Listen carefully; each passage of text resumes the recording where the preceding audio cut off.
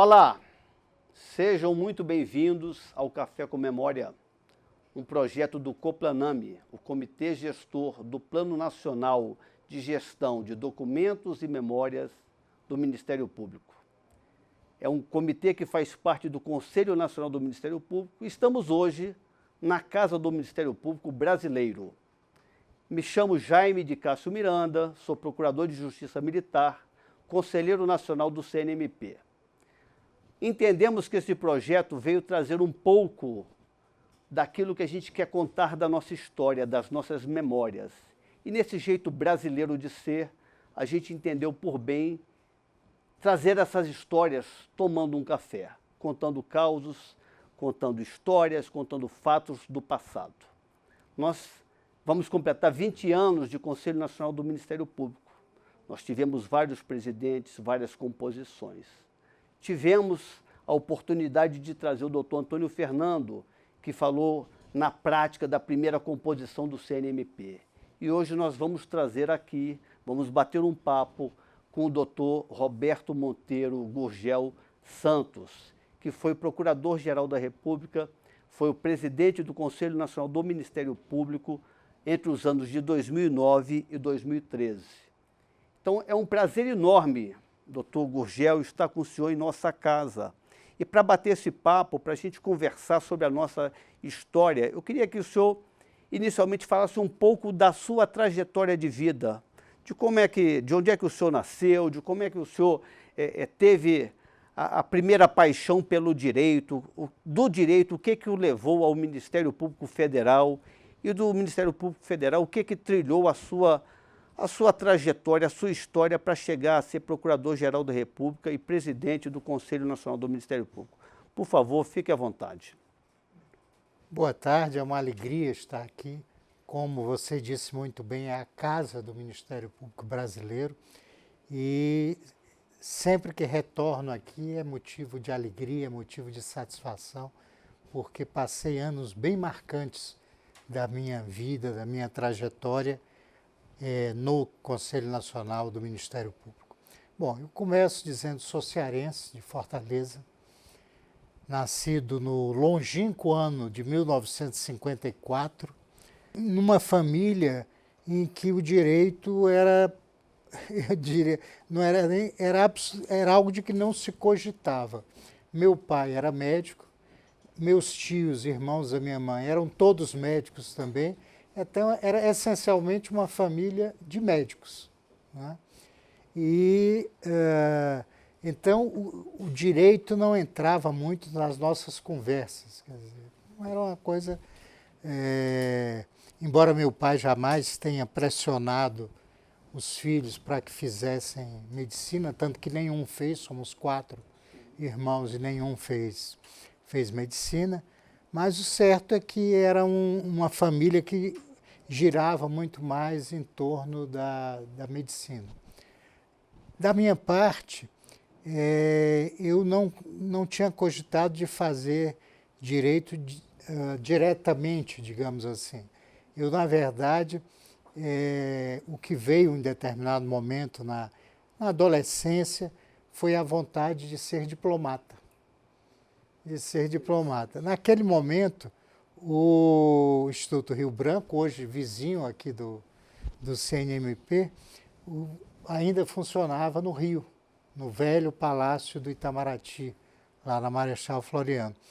E então, como a ideia era cursar o Instituto Rio Branco, quer dizer, prestar o exame e cursar o Instituto Rio Branco, foi esse o motivo que me levou a sair de Fortaleza e ir para o Rio, para já ficar, digamos, mais próximo lá do Instituto Rio Branco.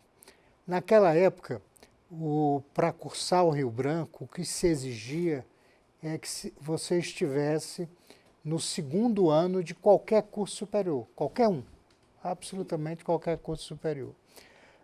No ano que antecedeu o vestibular, eu convivi muito, até porque no curso que eu estudava, que era o curso Hélio Alonso, que era especializado em ciências humanas, nós convivíamos essencialmente com as pessoas do direito, mas muito também com as pessoas de letras. literatura, idiomas, etc., tudo mais.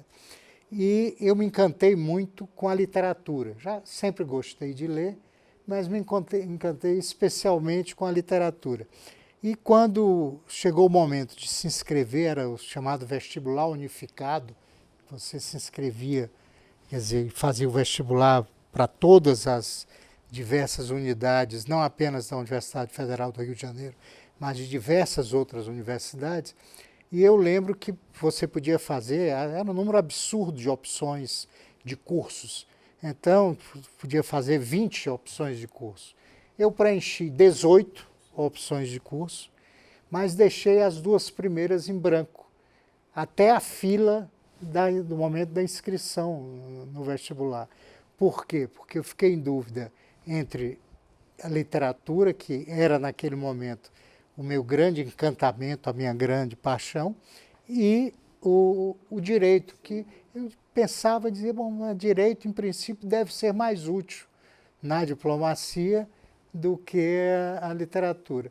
Mas meio a contragosto, acabei ali no final, coloquei direito em primeiro lugar e literatura em segundo, talvez torcendo um pouco para não dar certo o direito e eu cair na literatura. Mas enfim, fiz o vestibular, passei para a Faculdade Nacional de Direito, já à época, Faculdade de Direito da Universidade Federal do Rio de Janeiro, e comecei o curso de olho na diplomacia. Que ano era isso, Rio doutor? Branco? 1900 e quanto? 72.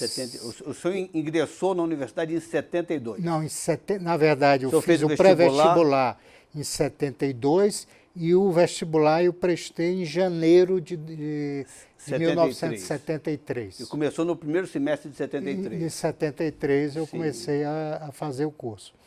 E comecei a fazer o curso, apesar de certas dificuldades que a universidade, especialmente aquela faculdade de Direito, vivia naquele momento, mas eu fui também me apaixonando pelo direito. Tanto que quando chegou, quando eu estava concluindo o segundo ano, momento em que eu poderia já me inscrever para o exame do Instituto Rio Branco, eu digo, não, mas aqui está tão bom, direito é uma coisa tão interessante, que vou ficar por aqui mesmo. E então acabei continuando no curso de Direito. No finalzinho do curso, né, no 5º ano, em que vem aquele pavor, talvez, aquele desespero de o que eu vou fazer, que emprego eu vou conseguir. O famoso e agora, né? E agora? E agora, essa coisa toda. Eu aí voltei a pensar no Rio Branco. Eu digo, não, agora, quem sabe a diplomacia, pelo menos você tem um emprego garantido. Sim. É um exame dificílimo, mas enfim, acabei nunca fazendo, me preparei, estudei línguas, essa coisa toda, mas acabei nunca prestando o exame lá para o Instituto Rio Branco, concluí o curso de Direito. Concluído o curso de Direito, aliás, ainda quando estava na faculdade, eu fiz estágio na Procuradoria-Geral do Estado do Rio de Janeiro, que é um órgão que tem até hoje um conceito assim excelente, quer dizer, como um verdadeiro celeiro de pessoas muito bem preparadas, etc, etc.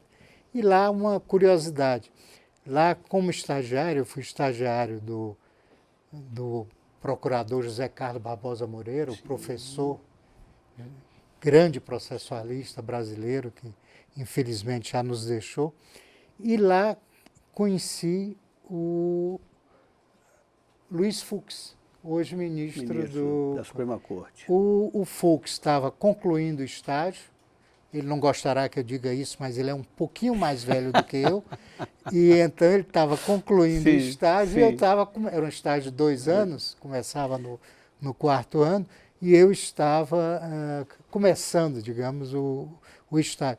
Convivemos ali uns 2 meses, uma coisa assim, mas ali uma amizade, começou uma amizade muito boa.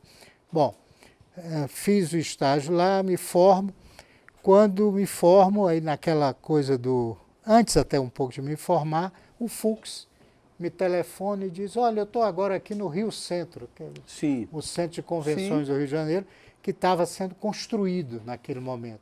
Ele disse, olha, eu estou aqui no Rio Centro, como advogado aqui do Rio Centro, você não quer vir para cá como estagiário? Ainda estava na faculdade. A gente estagiário, claro, claro, ótima oportunidade, ótima, etc. E foi assim que comecei a vida profissional, porque fui ser estagiário no Rio Centro e depois, quando concluí o curso, fui contratado como advogado. Então, o senhor concluiu o curso em 77, é isso? Em 73, 5 anos, 77. Em dezembro de 77. E aí o senhor chegou a advogar? Fui inicialmente lá para o Rio Centro, certo. Era advogado do Rio Centro. Sim. O Fux ainda estava no Rio Centro, mas logo depois ele deixou para ingressar no Ministério Público do Rio de Janeiro. Sim. Ele foi promotor de justiça lá.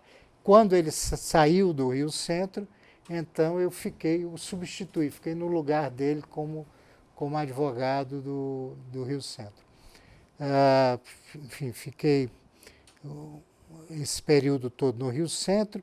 Concomitantemente, comecei a abrir com 3 colegas de faculdade um pequeno escritório lá no Rio, rolava as 2 coisas. E do Rio Centro acabei indo para a Rio Tour, que é a empresa de turismo do município do Rio de Janeiro, de que o Rio Centro era uma subsidiária, uma coisa assim. Né? Doutor, e como é que foi a mudança da advocacia para o Ministério Público? Olha, o que motivou? Na verdade, o primeiro atrativo, não negarei, era a busca da segurança. Porque seja o Rio Centro, seja a Rio Tour, eram empresas do município do Rio de Janeiro. E o município do Rio de Janeiro, como qualquer município, era um mundo muito sujeito à instabilidade política. Né? Naquela época nós tínhamos ainda prefeitos biônicos, aquelas coisas todas. E cada mudança de prefeito, como eu disse, como eram biônicos, às vezes, houve momentos em que no mesmo ano nós tivemos, sei lá, 3, 4 prefeitos. Cada vez que mudava o prefeito, mudava também o presidente da Rio Tour, do Rio Centro, essa coisa toda, e vinha aquela segurança, Sim. Vou continuar, não vou continuar? Sim. E digo, não, é preciso buscar algo que seja mais seguro, etc. Sim. E nessa perspectiva, então, é que eu comecei, o primeiro concurso que eu me inscrevi foi da Defensoria Pública, lá do Rio. Mas não cheguei a fazer o concurso propriamente dito. Eu fiz uma parte, tinha toda uma parte preliminar, de psicotécnicos, fiz toda essa parte, mas antes das provas eu desisti e já não fiz. Mas aí me inscrevi para o concurso do Ministério Público Federal. E eu até já mencionei isso, que naquela época estudantes não muito bem informados, Sim. etc., nós víamos os procuradores da República não como membros do Ministério Público, mas como advogados da União. Como advogados da União. E, na verdade, eram o que eram. Porque... Isso era o quê? Isso já era 80, era 79? Não, isso aí... O senhor formou em 77. 77, era 79, Sim, para 80, entendi. Essa coisa aí. Sim. E, exatamente, eu me inscrevi para o concurso do Ministério Público Federal em 1980. Entendi. Foi um concurso muito demorado, porque Sim. só se concluiu em 82. Nossa. Só em 82. E era curioso, porque nem se tinha notícia. É como Sim. se nem estivesse Sim, acontecendo o concurso. Sim. Mas, enfim, me inscrevi no concurso e no Rio passamos, naquela época, 4 pessoas. 4 pessoas foram aprovadas no concurso. O Procurador-Geral da República, na época, era Inocêncio Mártires Coelho. Tá? O Inocêncio fez algo de legalidade duvidosa, Sim. que foi o seguinte, quando o concurso foi aberto, havia 20 vagas no Rio. Quando ele publica o resultado das provas subjetivas, faltando, portanto, as provas orais, ele reduz, sem que tivesse havido nenhuma remoção, reduz para uma vaga. Uma vaga. Vaga que foi conquistada pelo Juarez Tavares, que era o primeiro lugar nacional do concurso. Sim. Um grande penalista. Sim, é verdade. E tudo isso. Então, ficamos os outros 3. Bom, dos outros 3, Alcir Molina, foi para Vitória, no Espírito Santo. E eu e Paulo César Espírito Santo, que é até hoje desembargador do TRF lá no Regional Federal da 2ª Região, nós 2 viemos para Brasília na esperança de, bom, como em Brasília estão os homens, sim, quem sabe a gente consegue com mais facilidade, sim, voltar aqui para o Rio, que era o sonho. O sonho. Eu lembro que os colegas lá da Procuradoria da República no Rio diziam, olha, podem ir para Brasília, mas a gente consegue trazer vocês de volta em no máximo 3 meses. No máximo 3 meses vocês estão de volta aqui. E viemos com essa esperança para Brasília. Aí o senhor tomou posse aqui em Brasília? Em 12 de julho de 1982. Olha só. 12 sim, de julho de 1982. Tomamos posse em agosto. Doutor Inocêncio mexe mais uma vez na lotação e cria, me parece que 10 vagas ou 15 vagas no Rio, na lotação no Rio. Eu e o Paulo César, que era o outro colega que tinha vindo, na mesma hora que tivemos a notícia lá no Diário Oficial, requeremos a remoção para o Rio. Não só o doutor Inocêncio indeferiu o nosso pleito, como nos deu uma bronca monumental. Sim. Ele tinha uma relação muito difícil com a Procuradoria no Rio, por uma série de motivos. Sim. Que não. E então quando eles nos chamam ao gabinete para dizer que tinha indeferido o pedido, e disse, estou fazendo um grande favor a vocês, porque lá no Rio só tem um pessoal já, são os antigos príncipes da República, sim, porque todos filhos de grandes sim, eminências da República, etc., e que já estão muito cansados, etc., etc., não ia fazer bem a vocês essa convivência. Olha só. Então, eu preciso mais de gente disposta aqui em Brasília. No final, a sua carreira no Ministério Público Federal se deu em Brasília, de procurador toda em Brasília, regional toda e subprocurador? Em razão disso. Por quê? E só para concluir esse ciclo, isso era agosto de 82. Certo. Em fevereiro de 83, eu lembro que foi logo depois do Carnaval, o doutor Inocêncio chama nós 2 sim, e diz, olha, agora eu removo vocês para o Rio, porque mudei o procurador-chefe, agora é uma pessoa que eu estou querendo ajudar e eu removo vocês, etc., etc. O Paulo César, que tinha família no Rio, filhos e tudo mais, rapidamente aceitou. Sim. Eu virei para o doutor Inocêncio, agora eu estou gostando muito de Brasília, então agora, sim, por enquanto eu não vou sim, aceitar não, eu agora vou querer ficar mais algum tempo em Brasília, e estou até hoje. Né? Sim, aí o senhor foi a regional aqui, foi a subprocurador aqui? Toda a carreira sim, foi feita aqui. E assim, né? Naquela época, que nós começávamos, era até um nome curioso, sim, nós começávamos como procurador da República de 2ª categoria. Sim. Já tinha sido de 3ª no passado, sim, mas eu já fui de 2ª. Não é nada bonito isso. Nada bonito. Procurador de 2ª. Aí éramos promovidos para procurador de 1ª categoria, né? E não havia, o sub era cargo em comissão. Entendi. O sub era cargo em comissão. Mas aí veio a criação das procuradorias regionais, a criação dos cargos de procurador regional, e depois isso aí com a lei de 93, né? A 75 de 93. Exatamente. Sim, que foi quando... Nessa época Até antes um pouco. É. Essas transformações aconteceram um pouco foi antes. anterior. Foi. Sobretudo a de sub, que eram cargos em comissão Sim. e foram transformados em cargos efetivos. Quando aconteceu isso? O senhor já era subprocurador ou ainda era regional? Não. Quando os subs foram transformados em cargos efetivos, Sim. eu ainda era procurador da República, nem regional. O senhor estava no primeiro nível Estava ainda no começo lá da carreira, essa entendi. coisa. Né? É porque, assim, imagino que quando surgiram os cargos, eu fazendo um paralelo com o Ministério Público Militar, né, que nós éramos 5 subprocuradores e passamos para 13, né? Então teve uma ascensão muito rápida. Aconteceu isso no Ministério Público Federal? No Ministério Público Federal foi feito da seguinte forma.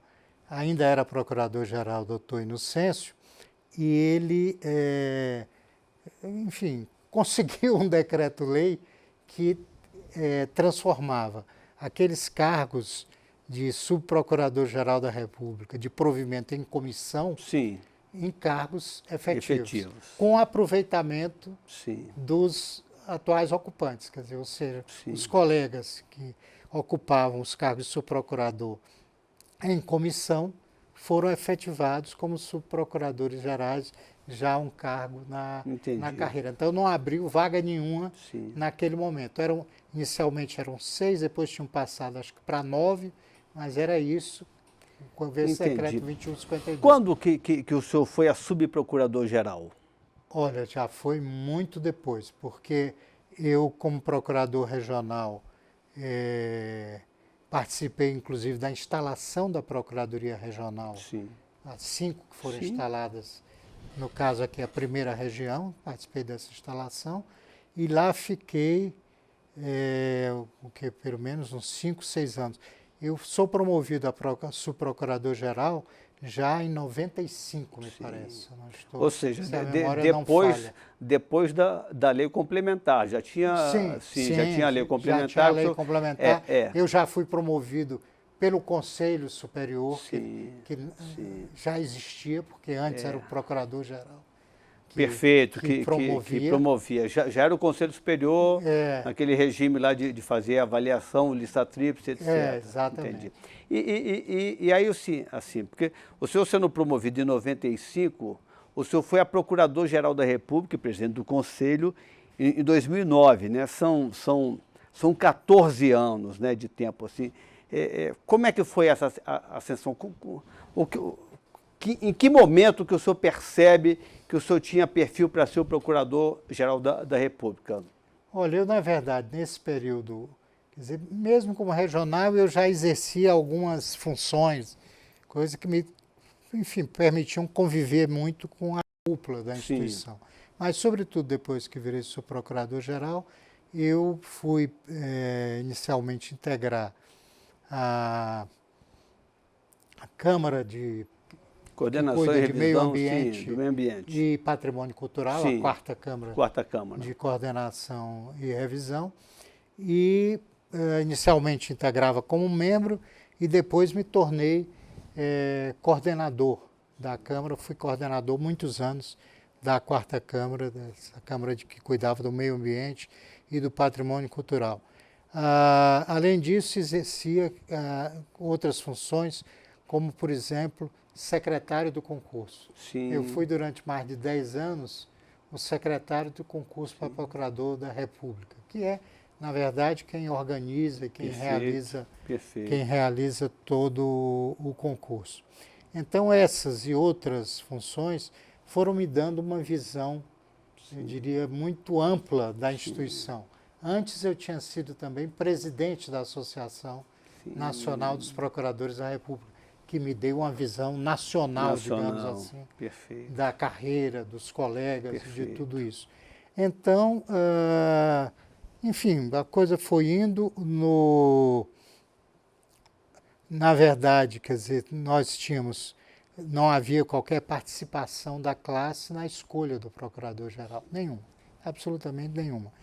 E isso foi doutor Inocêncio, depois substitui o doutor Inocêncio o Pertence, o Sepúlveda Pertence.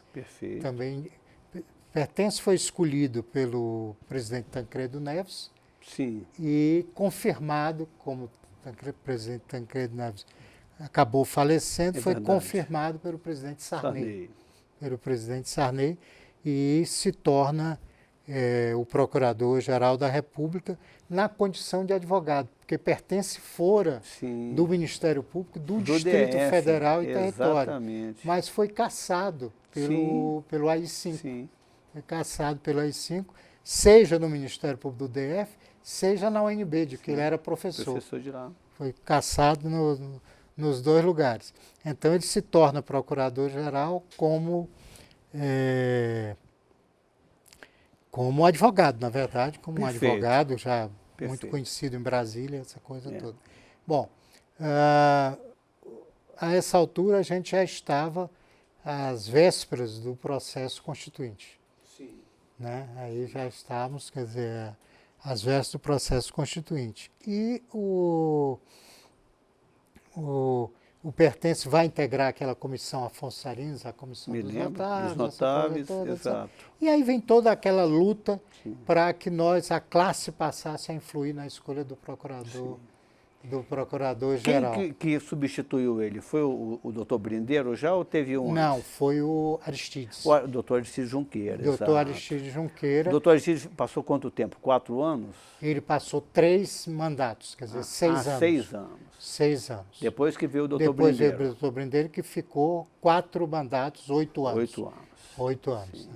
Até então não tinha lista, ou já tinha lista e não era... Não, já no período em que, não na primeira vez, mas acho que a partir da segunda vez, da segunda recondução do doutor Brindeiro, Sim. a associação começou a formar a lista. Entendi. Já que no nosso caso não há previsão Não tem na previsão Constituição legal, para a lista. exato. Né? É. E a associação começou, mas o presidente Fernando Henrique ignorava solenemente a sim. lista. Diziam que ele simplesmente jogava assim na lixeira mais próxima, etc, etc.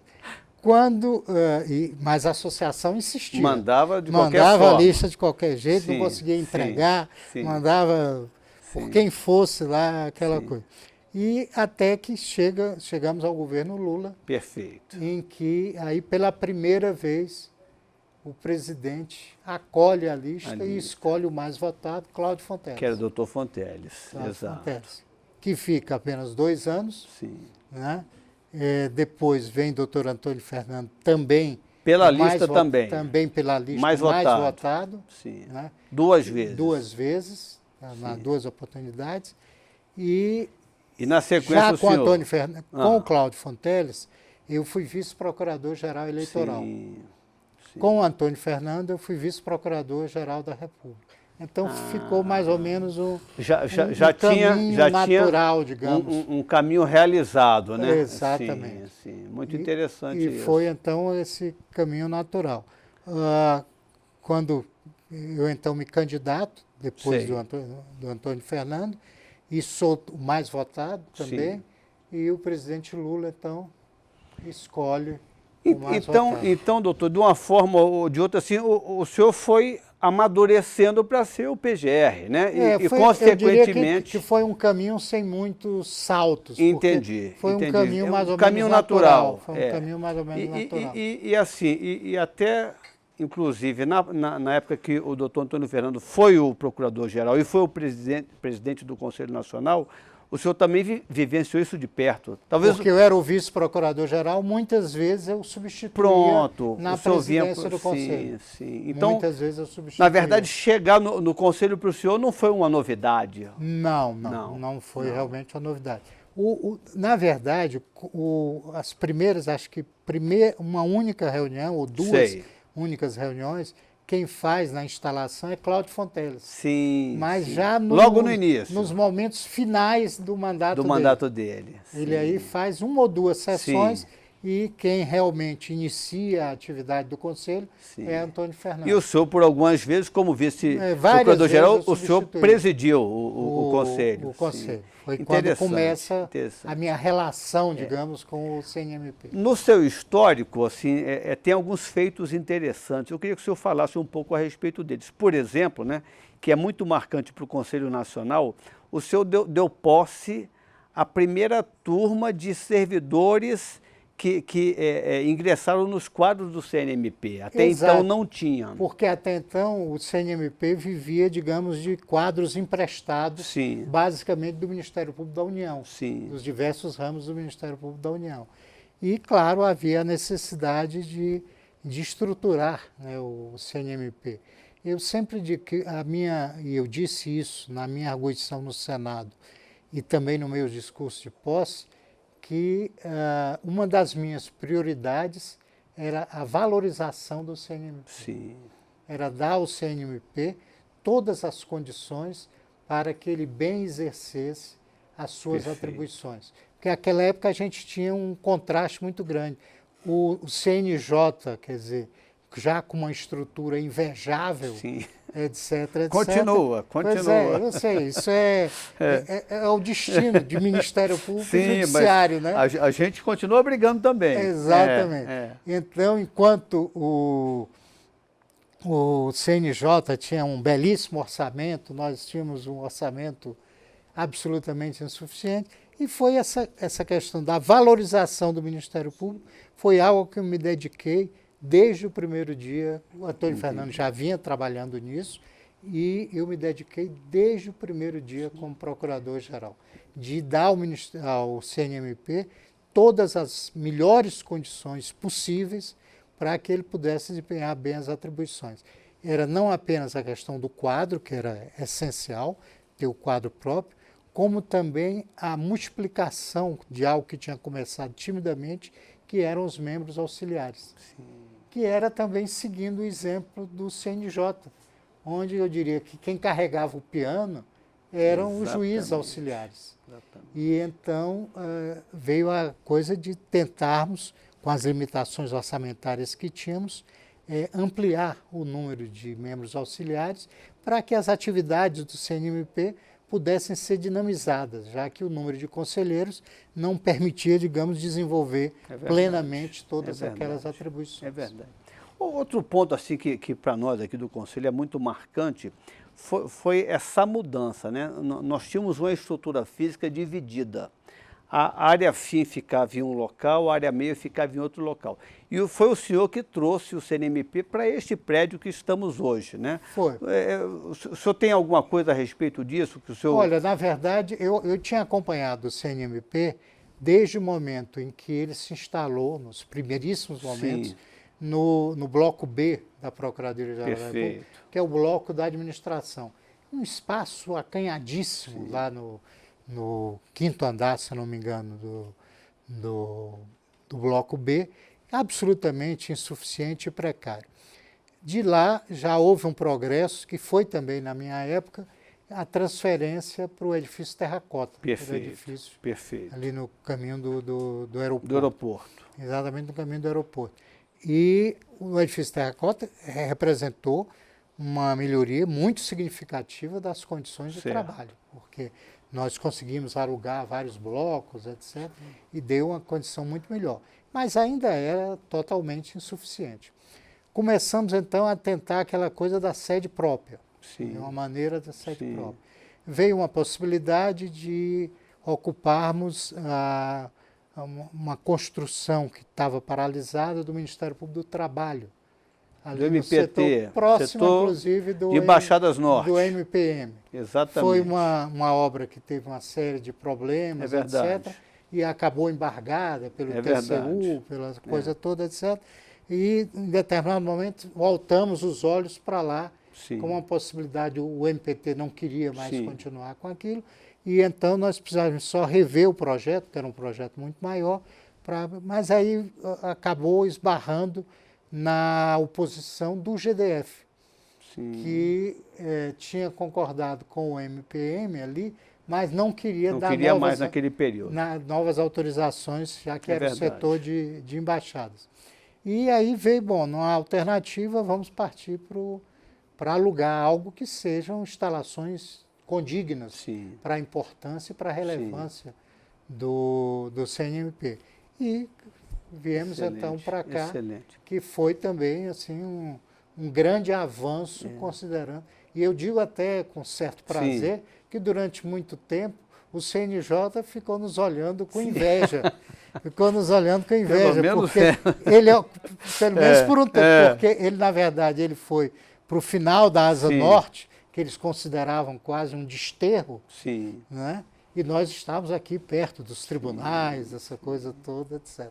Hoje eles estão aqui do lado. Vieram para o lado. Vieram para o lado. Alugar em dobro. Exatamente. Mas a nossa luta segue adiante. A gente tem também, assim, como outros dois pontos de extrema importância, eu queria até que o senhor comentasse a respeito disso. Um que foi que o senhor é quem criou a ouvidoria. O CNMP não tinha uma ouvidoria, né? Que eu acho que é um órgão assim, espetacular para se ouvir a sociedade, né? E outro ponto é do planejamento estratégico, né? O seu plano estratégico foi de 2011 a 2015, então o seu saiu e depois ele foi renovado até 2019. Queria que o senhor falasse um pouquinho sobre a ouvidoria, sobre o plano estratégico. A ouvidoria, como você coloca muito bem, na verdade parecia algo indispensável para um Conselho Nacional do Ministério Público. O Ministério Público tem que ouvir o tempo todo a sociedade a quem nós servimos, né? E então houve, eu diria, um consenso mesmo no âmbito do Conselho, os diversos conselheiros que viram como algo absolutamente imperativo a criação dessa ouvidoria. E foi eleita para a primeira ouvidora uma colega juíza federal, Thaís Ferraz, que era uma pessoa que tinha um perfil adequado, etc, etc. Ela até brincava que ela sonhava muito que houvesse quinto constitucional no Ministério Público. Que ela pudesse sair de lá para cá, da magistratura federal para vir aqui. E fez um belíssimo trabalho nessa fase inicial. Mas era, enfim, algo que era coerente com a própria vocação de uma instituição que é o Conselho Nacional do Ministério Público. Já o planejamento estratégico era também a coisa, já que estamos começando, era uma instituição nova, uma instituição que dava os seus primeiros passos, vamos procurar começar da melhor forma. E vamos fazer, quer dizer, construir um planejamento estratégico que não seja algo que nasça de uma decisão do presidente ou dos conselheiros, mas que seja algo que represente a perspectiva, a visão de muitas pessoas, quer dizer, e do Ministério Público como um todo. E veio então nós estávamos também no Ministério Público Federal, que nunca havia feito um planejamento estratégico, desenvolvendo o planejamento estratégico lá.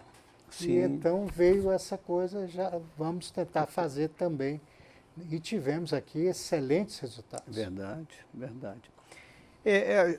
Infelizmente, já estamos nos encaminhando para o final, é sempre uma conversa muito agradável.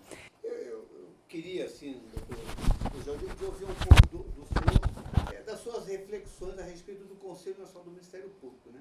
De como ele surgiu, daquilo que ele trouxe para o Ministério Público brasileiro, para a sociedade brasileira, e na sua percepção daquilo que ele tem para entregar ainda, né? Porque todo órgão do Ministério Público é algo em construção, a gente nunca está pronto, né? A gente está sempre em desenvolvimento, está sempre buscando alguma coisa. O sentimento que se tem é que o Conselho Nacional do Ministério Público, ele meio que surgiu com algumas situações específicas, mas ele vai evoluindo sempre, ele vai modificando sempre. O senhor, né, com a sua experiência, com a sua maturidade, com a sua vivência do tempo de Ministério Público Federal, de antes que não existia o Conselho Nacional do Ministério Público e depois que passou a existir, e pelo fato de ter presidido o CNMP, eu queria que o senhor fizesse uma reflexão a respeito disso, né? Do que foi o início do CNMP, o que ele representa hoje, talvez o que ele tem para poder entregar ainda. Eu pessoalmente sempre fui favorável, e isso era a posição majoritária no Ministério Público Federal, eu sempre fui favorável à criação de um controle externo. Eu via que as limitações do corporativismo muitas vezes inviabilizavam, por exemplo, o exercício do poder disciplinar da forma mais adequada. Quer dizer, acabava havendo, o corporativismo é muito pesado. O judiciário é um bom exemplo disso. Sim. E então, quando os Conselhos Nacionais de Justiça e do Ministério Público são criados, eu vi como algo muito positivo, algo que poderia trazer uma contribuição muito grande, muito importante para as duas instituições, para o Judiciário e para o Ministério Público. E acho que até hoje, quando se faz um exame da atuação nesse período, prestes a completar 20 anos do CNMP, eu acho que o saldo, sempre digo isso, é amplamente positivo. Sim. Eu acho que realmente fez muito bem ao Ministério Público Brasileiro a criação do CNMP. Eu acho que, sobretudo, na parte de aprimoramento da instituição, sobretudo na parte de ter, digamos, padrões nacionais para a instituição, de não serem aquelas ilhas tão isoladas que, como dizia um colega, nem formam um arquipélago, que são ilhas absolutamente isoladas. E acho que com dificuldades, porque nós sabemos que o Ministério Público, algumas unidades do Ministério Público sempre resistiram ao CNMP, talvez algumas resistam até hoje ao CNMP, mas o CNMP, com muita habilidade, com muita coisa, vem construindo essa coisa do Ministério Público Nacional.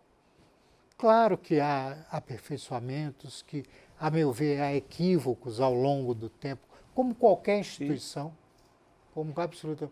O importante digamos, fazer a crítica do que foi acerto e que deve continuar, fazer a crítica daquilo que foram equívocos, que foram caminhos menos adequados e que, por isso, devem ser modificados e continuar nessa construção. Como você colocou muito bem, e eu sempre brincava com a imagem da página web, eu digo que o Ministério Público é uma página web, é em permanente construção. Sim, perfeito. Né? O Ministério Público e o próprio CNMP também, mas acho que a contribuição que ele tem dado é muito importante mesmo. Eu acho que, quando se fala em perspectivas no futuro, eu acho que o CNMP tem que fugir de duas coisas. Ele tem que fugir, de um lado, do corporativismo, que sempre ameaça qualquer órgão, que é um órgão, seja na parte de coordenação, de aprimoramento, seja, sobretudo, na parte disciplinar, na parte de exame, etc. Que é a parte menos agradável, mas é uma parte necessária, né, infelizmente. Mas, por outro lado, ele tem que se equilibrar entre não ser corporativista, mas também não ceder às pressões políticas externas. Porque, infelizmente, nós sabemos que, lamentavelmente, boa parte do nosso trabalho, ou muitas vezes, o nosso trabalho tem como alvos o mundo político. Tem como alvo o mundo político. E o mundo político, o que é natural, o que é compreensível, ele reage pressionando muito, no caso o CNMP, muitas vezes para que, às vezes, colegas que estão tendo uma atuação adequada acabem sendo punidos ou sofram ameaça de punição, porque, na verdade, isso interessa ao mundo político. E o CNMP tem que ser aí e fazer uma coisa de freios e contrapesos entre não ser corporativista, mas também jamais ceder a essas pressões externas. É verdade. Acho que é o grande desafio, não só ao longo desses 20 anos, como será daqui para frente. Perfeitamente. Doutor Roberto Gurgel, eu tenho muito a agradecer, nós já estamos realmente nos encaminhando aqui para o final. Uma conversa que a gente poderia fazê-la em 5 horas, em 5 dias, né? de tão interessante que é a sua memória fantástica de tudo que o senhor consegue lembrar. A gente tem muito a agradecer, a gente quer realmente deixar registrado no Conselho Nacional do Ministério Público essa parte da construção da nossa história. A gente quer conversar com os procuradores gerais, que foram nossos presidentes do Conselho Nacional. A sua vinda aqui representa bastante isso, né? Que a gente resgatou um pouco dessa história, que foi muito importante durante 4 anos e meio que ela se dilui, né? Se a gente não conseguir buscar um pouco dessas informações, a gente acaba perdendo ela com o tempo. Então, já seguindo para o final, eu queria só passar a palavra para o senhor fazer palavras aí de despedida, se o senhor quiser deixar algum tipo de reflexão, de alguma mensagem. Eu gostaria apenas de assinalar a importância com que vejo esse projeto aqui do Café com Memória. Com memória. Do Café com Memória. Acho que é algo importantíssimo, porque se o CNMP é muito jovem ainda, quer dizer, vai completar 20 anos, mas, na verdade, 20 anos já são um bom tempo, é um tempo razoável, e a verdade é que é muito frequente no Brasil a memória se perder. É verdade. As instituições acabam muitas vezes sem memória, desmemoriadas. Perfeito. Então, projetos como esse são de fundamental importância, até para isso que eu falei no final, até para que se veja os caminhos que foram percorridos até aqui e se procure traçar a continuidade de muitos desses caminhos, da maioria desses caminhos, e a revisão de outros caminhos que não se mostraram tão acertados.